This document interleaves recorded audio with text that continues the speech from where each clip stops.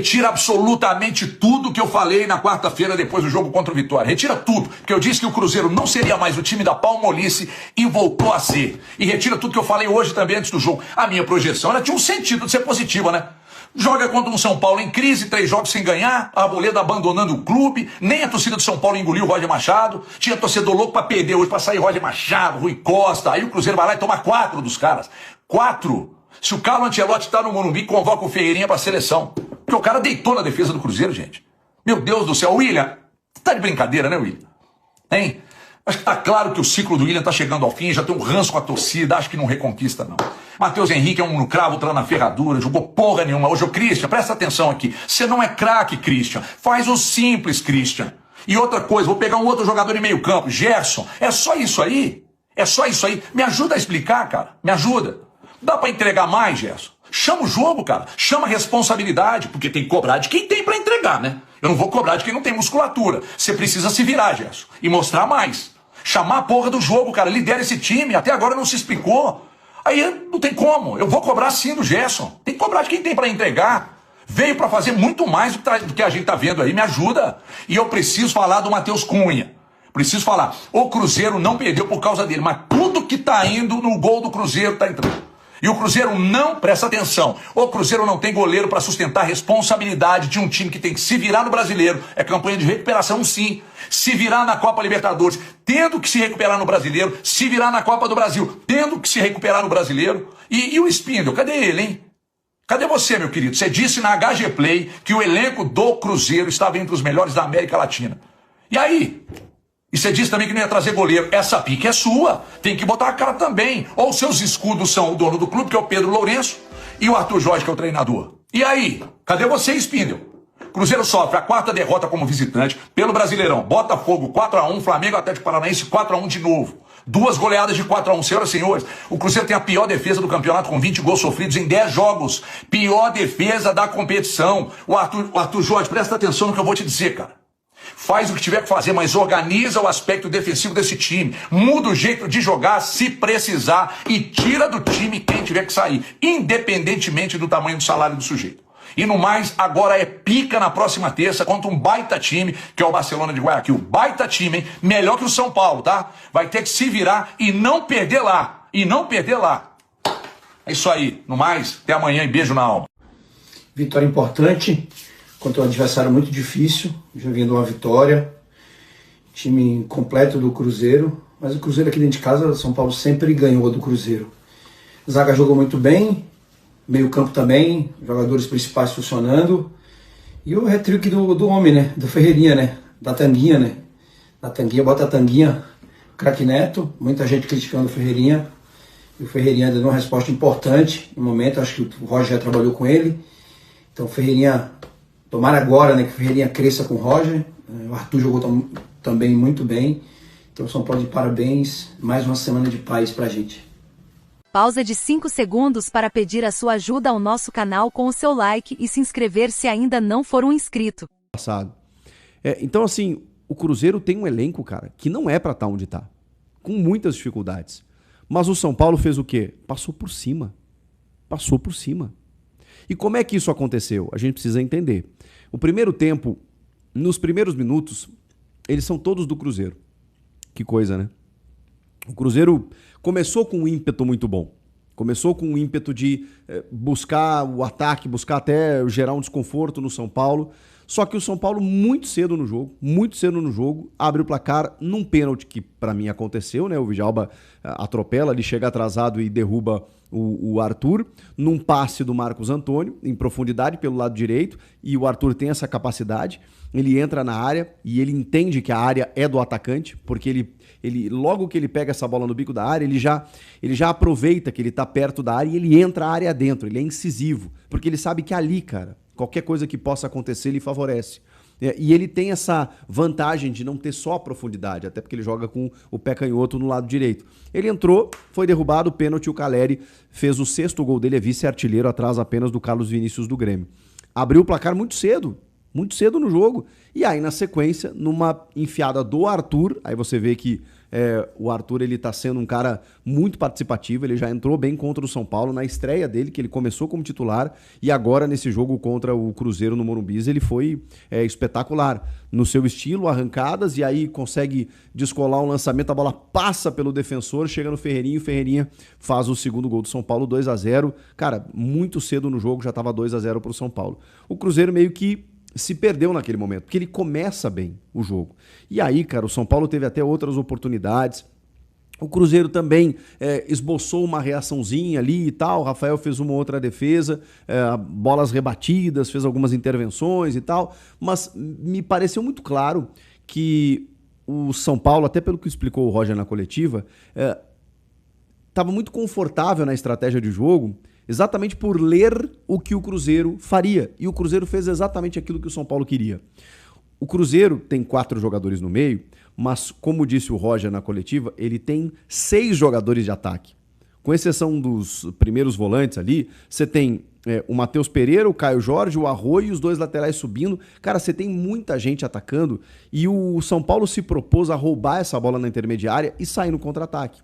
Não é uma estratégia que vai funcionar com qualquer adversário. Em alguns momentos você vai ter mais a bola, como foi no caso do Choque Rei, por exemplo, em que o São Paulo toma um gol, precisa ter a bola, o Palmeiras é o rei de fazer isso, né? Entrega a bola para o adversário e se defende bem. E aí o São Paulo teve dificuldades, tanto que acabou abusando dos cruzamentos e foi uma crítica feita ao trabalho do Roger.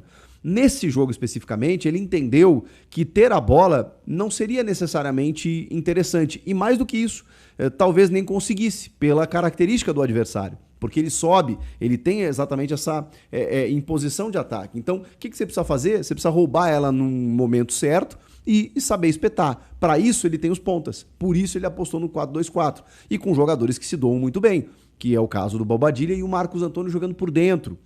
Houve uma crítica feita ao posicionamento do Marcos Antônio nos últimos jogos. Contra o Inter, ele jogou mais pelo lado esquerdo, por exemplo, que eu acho justa. Marcos Antônio é um cara que rende por dentro, exatamente ali, fazendo aquilo que ele fez hoje, distribuindo o jogo pelo São Paulo. Ele, em alguns momentos, caiu até pelo lado direito hoje.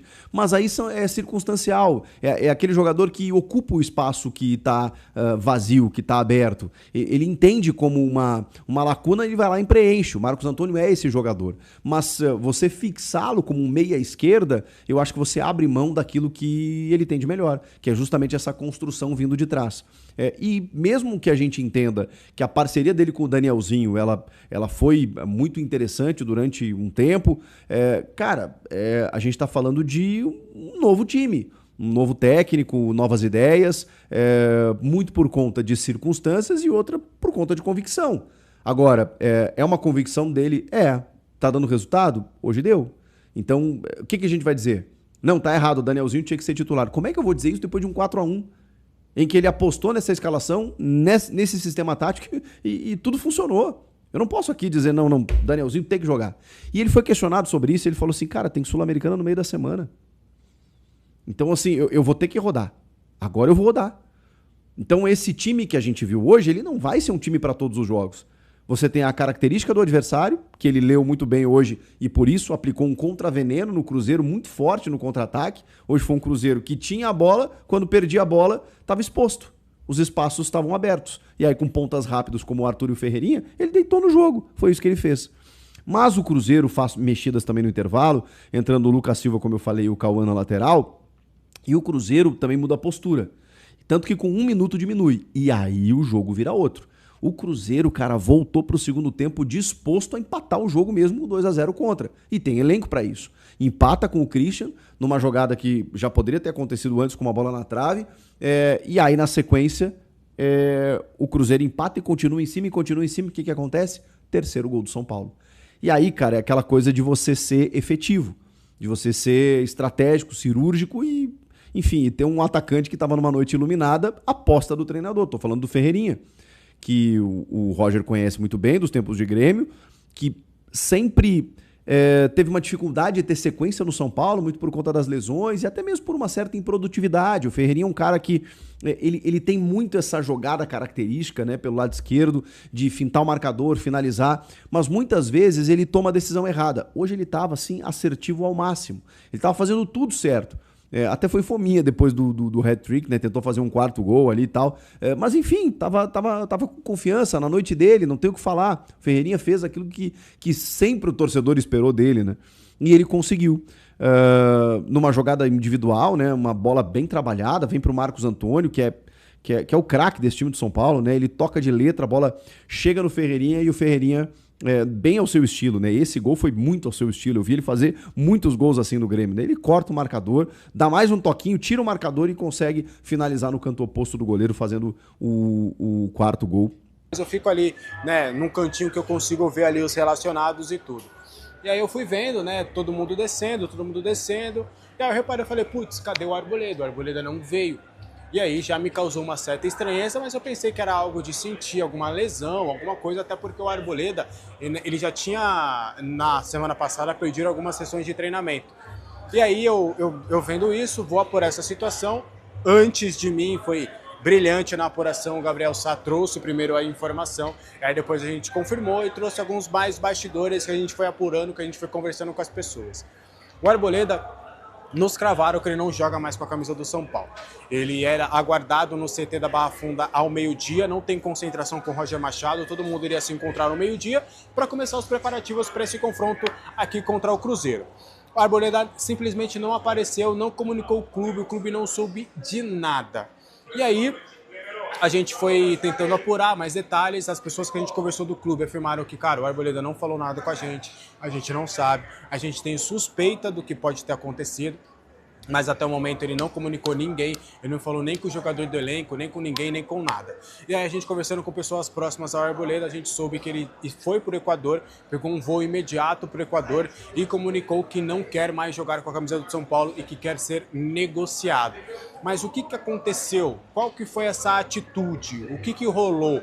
E a gente traz a informação de que foi uma discussão forte com o Rui Costa. Houve divergências ali no papo entre Arboleda e o Rui Costa referente à utilização do Arboleda. O Arboleda ficou incomodado com o fato dele não ter sido titular contra o Internacional, porque até o que a gente tinha a priori de informação, ele tinha perdido algumas sessões de treinamento e agora, depois, a gente trouxe a informação até logo depois do confronto contra o Internacional de que não, era uma situação até um pouquinho mais diferente. Até era uma questão, vou até trocar aqui o microfone enquanto isso, de que o Arboleda, ele era uma opção do Roger, ele entendia que ele saía jogando melhor, ele tinha um pouco mais de liberdade para a construção de jogo, que foi uma opção do Roger Machado. O Arboleda sofre também, ele causou já algumas situações dentro do CT da Barra Funda, do que a gente soube, ele já chegou atrasado em alguns momentos, é um jogador que a gente sabe que tem uma vida pessoal agitada, mas até o momento que ele não está na folga dele e tudo, que não atrapalha esse rendimento, tá tudo certo, mas essa discussão aconteceu com o Arboleda e o Rui Costa. O Arboleda foi tirar algumas satisfações com o Rui Costa também foi tirar satisfações com ele. O Rui Costa tem adotado um perfil um pouco mais linha dura do que o Belmonte, e aí tem questões do Arboleda já ter chegado atrasado, já ter tido algumas besteiras que foram acobertadas pelo clube, o clube que assumiu algumas dívidas pessoais do próprio Arboleda. Então essa conversa por parte das duas partes que a gente pôde conversar, de clube e jogador, foi um pouco mais forte, mais acalorada. E aí o Arboleda também, da parte do Arboleda, ele basicamente fala que não vai jogar enquanto o Rui Costa estiver aqui, que no caso é o São Paulo. Então o Arboleda não quer jogar com o Rui Costa, não quer estar no São Paulo muito por conta dessa conduta que teve o Rui Costa. O Arboleda se sentiu desrespeitado pelo Rui Costa e por conta disso ele não quer mais atuar no tricolor paulista.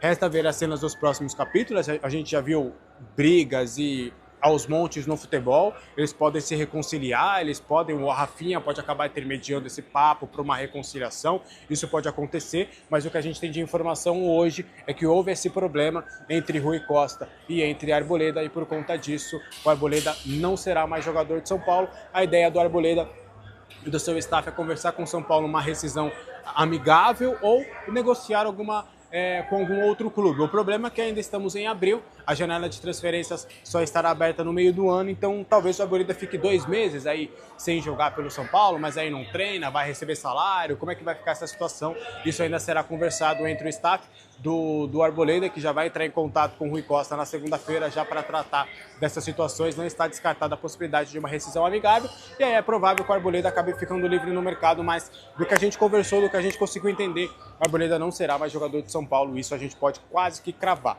Então é mais ou menos nesse cenário que está essa situação do Arboleda. Quero saber de vocês, a opinião de vocês nos comentários, o que vocês acharam disso tudo. Eu só vou conferir se minha câmera está gravando, se não está dando memória cheia, eu já volto para trazer mais informações. Só um momentinho, tá tudo certo. Bora lá voltar então, trazendo mais informações sobre o São Paulo. Porque o Sabino foi substituído. O Sabino ele sentiu um pequeno incômodo no joelho direito.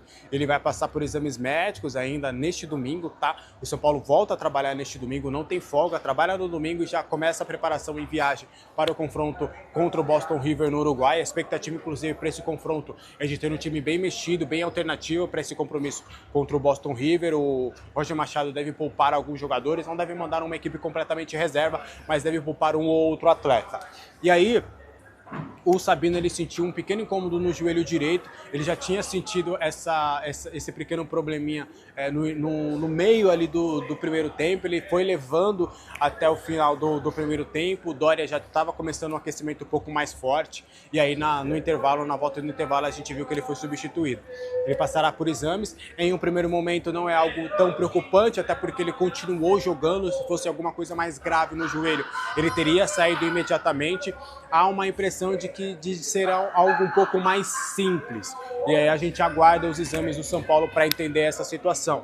O Alan Franco já é um problema, a tendência é do Alan Franco também não estar disponível para esse confronto contra o Boston River. Ele só correu no gramado na última sexta-feira, a ver em que condições o Alan Franco estará neste domingo no treinamento. O Alan Franco, que inclusive eu vi o Alan Franco, eu estava lá embaixo, lá no campo, eu vi o Alan Franco, ele chegou aqui. Ele sempre, quando ele não está jogando, ele vem de boné, de bermudão, uma blusa por cima, e aí vem de chimarrão, vem tomando chimarrão no momento que desligam aqui as luzes do estádio. Estão me mandando embora, estão me expulsando. Então, essas informações mais ou menos do São Paulo. Com essa vitória, o São Paulo entende que tem um pouquinho mais de tranquilidade. A alta cúpula do São Paulo, obviamente, avalia esse compromisso, essa vitória contra o São Paulo, contra o Cruzeiro, como muito positivo. É uma vitória que realmente dá uma lavada na alma e há uma impressão de que todo mundo agora está com o mesmo sentimento de ufa, agora o Roger Machado vai ter espaço para trabalhar, vai ter tranquilidade para poder trabalhar, para poder mostrar seu serviço, para poder realmente demonstrar aquilo que ele tem de melhor para o São Paulo. Então há um sentimento de muita tranquilidade e de confiança no trabalho. Vocês sabem, enfim, eu conversei com uma pessoa do São Paulo, uma pessoa importante, e ela me falou que há uma confiança para deixar eles trabalharem, para deixarem eles realmente tocarem o clube, dar esse respaldo, essa tranquilidade para que eles possam trabalhar, para que eles possam ajudar, para que eles possam fazer realmente acontecer dentro do São Paulo. Respaldo para Rui Costa, respaldo para Roger Machado. A ideia é que eles trabalhem e consigam fazer com que o São Paulo Futebol Clube possa, quem sabe, voltar a conquistar títulos, voltar a ser importante no cenário do futebol brasileiro. E aí agora há um sentimento de alívio nos bastidores do São Paulo, um alívio, porque agora o São Paulo pode, quem sabe, tomar os trilhos que eles tanto esperam contra todos os adversários. Agora a expectativa é na Copa Sul-Americana, onde o São Paulo terá um compromisso importante, terá um compromisso já iniciando a sua trajetória na Copa Sul-Americana, mas existia ali um certo temor de que caso uma derrota aqui para 36 mil pessoas, se fosse derrotada a pressão para Rui Costa, para Roger Machado, seria gigante. Mas essa vitória dá panos quentes, dá uma tranquilidade, e aí agora o São Paulo Futebol Clube poderá, quem sabe, seguir trilhos importantes. Beleza? O que vocês acharam disso tudo? Quero saber a opinião de vocês. Nosso trio vitória que leva o São Paulo à vice-liderança do Campeonato Brasileiro. O São Paulo já foi líder, caiu para a 4ª colocação, volta a subir e vê nessa reabilitação diante do Cruzeiro uma nova esperança, né? Até o Praça estava falando sobre troca de esquema, bababá, muita gente acreditava que deveria voltar ao esquema anterior. O São Paulo já há alguns anos teria muita dificuldade para jogar com 2 pontos, porque passou os últimos anos praticamente sem 2 pontas, né? O Ferreira pouco usado. O Ferreira pouco usado, às vezes machucado, né? O Arthur chegou agora. Então é agora que ele passa a ter a oportunidade de usar um esquema assim com 2 caras mais de velocidade pelas beiradas, né? E hoje com o Arthur nos 2 primeiros gols fazendo um papel de sair da ponta, de perto da linha lateral, e vir trabalhar um pouco mais por dentro. Tanto no lance que origina o pênalti, quanto no lance do segundo gol, que a gente está vendo a condução de bola dele por aí. Nessa faixa um pouco mais central. Assim, o curioso... Grande bola, né? Muito boa bola. Grande bola que ele bota pro Ferreira. Boa finalização. Ali o Vidalba, ele estava com o Arthur e de repente ele parece que ele dá 2 passos à frente para ir olhando a bola e perde completamente o Arthur, que acaba escapando. Agora, com tudo isso, assim, o Cruzeiro tem uma questão muito séria para mim de recomposição, de transição defensiva. E acho que quando o jogo obriga os volantes do Cruzeiro a cobrirem um pedaço de campo muito grande, eu tenho alguma dúvida, vamos aguardar o trabalho do Arthur Jorge acontecer, mas se ele vai conseguir fazer esse equilíbrio acontecer para um time que tenta pressionar na frente o tempo todo, eventualmente essa pressão pode ser batida e o time vai precisar correr para trás, se Gerson e Matheus Henrique vão formar uma dupla que vai dar essa consistência e não vai expor muito a linha de defesa. Acho que essa é uma questão, o Cruzeiro se fragiliza muito em cada perda da bola e ao longo do jogo em desvantagem foi se fragilizando.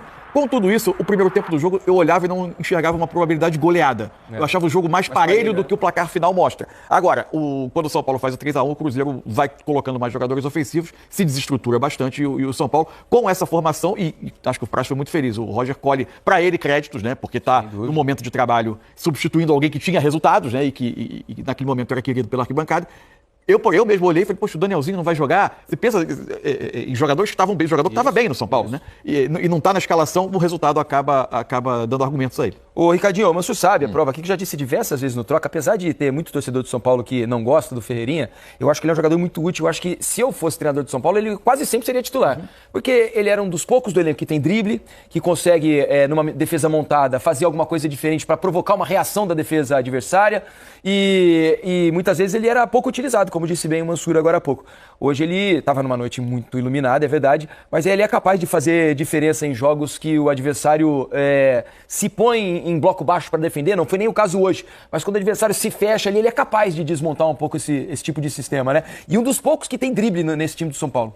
Foi o homem do jogo, né? Fez 3 gols e quando você tem um jogador com essa característica, às vezes ele está bem, como hoje, consegue fazer os 3 gols, lógico. Teve assistência, eu acho que o Arthur também, que fez a estreia dele, também foi muito bem. Aliás, o São Paulo fez uma boa contratação, porque além de não ter um outro extremo do lado direito, e agora tem o Arthur, tem um jogador de qualidade, tanto é que hoje ele demonstrou isso no primeiro jogo que ele fez com a camisa do São Paulo.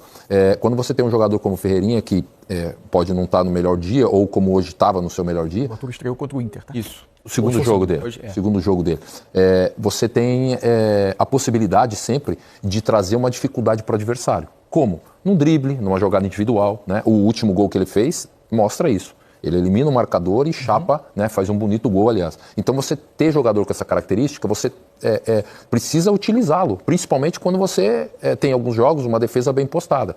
O São Paulo hoje, dentro da dificuldade do jogo, e foram muitas as dificuldades mesmo com 4-1, o Cruzeiro no segundo tempo não só diminuiu, mas estava melhor que o São Paulo, até o São Paulo encontrar o terceiro gol no escanteio. Né? O Cruzeiro voltou melhor, o jogo estava perigoso para o São Paulo. O São Paulo fez o terceiro gol, depois fez o quarto gol. Acho que o São Paulo faz um bom campeonato brasileiro no início. Mas hoje deu certo. O treinador, ele está ali para fazer escolhas, né? Dentro daquilo que ele planeja. As escolhas hoje do Roger deram resultado, né? Com os 2 pontas, da forma com que o time foi escalado, o São Paulo venceu. Então, poxa, ele acertou, tá tudo certo. Mas esse mesmo treinador, que quando chegou em alguns jogos, era questionado. E o Roger é um bom treinador. O que precisa é dar tempo para que ele possa trabalhar o time. Não é de um dia para a noite. O Campeonato Brasileiro do São Paulo, no meu entendimento, é ótimo. O São Paulo está na parte de cima da tabela. Tem umas oscilações como todo time tem. A gente fala do Flamengo, que talvez tenha o melhor elenco do Brasil, tomou 3. Né? E fora os ameaços. Então, sim, o brasileiro é duro. O que precisa é dar credibilidade e tranquilidade para que o treinador trabalhe. No caso do São Paulo, do Roger. E para falar um pouco do Cruzeiro, o que me traz surpresa não, porque a gente já está há alguns anos no futebol, mas uma falta de entendimento de minha parte é o seguinte. O Tite era o treinador do Cruzeiro. Aí o Arthur Jorge, ele estreou e aí já tinha a cara o Cruzeiro do time dele. Aí ele ganhou de 3. Agora já tem cara do treinador. A mesma cara que hoje ele precisa agora de tempo para trabalhar o time porque tomou 4. Cara, futebol brasileiro São muitas conclusões a cada quarta e domingo. Porque ele ganhou de 3 era a cara do time dele. Agora tomou 4 já precisa Cara, o problema do Cruzeiro é que toma muito gol. Defensivamente está desequilibrado. toma muito gol. Quando você toma muito gol, você pode ter o time que for, você precisa ter esse equilíbrio defensivo para você nos jogos poder, a gente fala, sobrepor o adversário, poder ferir o adversário. Quando você toma muito gol, então o Cruzeiro continua na mesma batida que tinha, né? Que estava no início desse desequilíbrio. Trocou o treinador, a gente tem que dar mais um tempinho para ver o que vai acontecer. A verdade é que o Cruzeiro tem bons jogadores, tem um bom elenco, mas continua com esses problemas aí e que ainda não tem a cara no meu entendimento, do Arthur Jorge e nem era a questão do Tite também, cara. O Tite é um bom treinador, entendeu? A questão é que o Cruzeiro, como grupo, como time, começou mal a temporada, no sentido de resultado e de performance individual. A hora que isso começar a melhorar, a tendência é o Cruzeiro melhorar seus resultados. O Cruzeiro já tomou 20 gols no campeonato, a pior defesa do campeonato. É muita 20 coisa, gols em 10 partidas. É muito gol, 2 por jogo.